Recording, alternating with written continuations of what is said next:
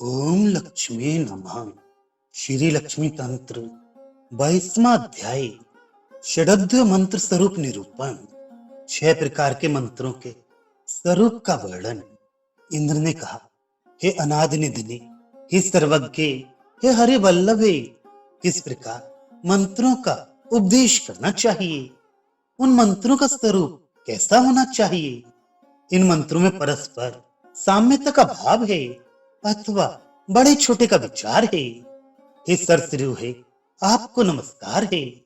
मैंने जो पूछा है मुझे इन बातों को बतलाइए। श्री ने कहा, हे पाकशास्त्र, अब आप मुझसे सारी बातों को सुनिए। जिस प्रकार मैं मंत्र स्वरूपा हूँ तथा जिस प्रकार मंत्र का मैं उपदेश करती हूँ उसे समझिए। परब्रह्म, परधाम, षाडगुण, निर्मल, उज्जवल स्वरूप, देश काल से अपरिच्छिन्न, उपमा रहित एवं आकार रहित अहम, यही ब्रह्म है। परमात्मा का बोधक, निर्गुण, जन्म मृत्यु रहित महान, दिव्य, लक्ष्मी नारायण स्वरूप है।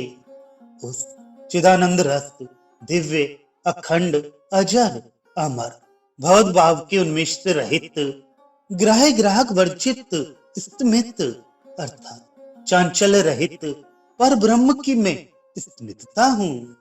वह पर ब्रह्म कभी भगवद भाव की व्यवस्था से और अपनी स्वाभाविक स्वरूप को ना छोड़ता हुआ अपनी इच्छा से जब प्रकट होता है तब वही मैं उस तेजो में परमात्मा की भावात्मिका अहिंसा के रूप में उदित होती हूँ।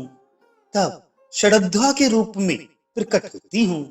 वर्ण, कलामय, तात्विक, मांत्रिक, पादिक और भावन, ये 6 अध्वा कहे गए हैं।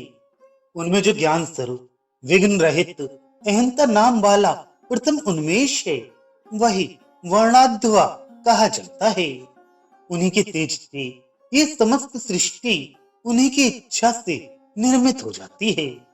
उसी सृष्टि से मैं, हे पाकशासन, जिसकी व्याख्या मैं पहले आपसे कराई हूँ, वही महान सविनमय मेरा वर्णाध्व नामक परम रूप ज्ञान नामक अध्भाव से कला के रूप में विपरिणत होता है।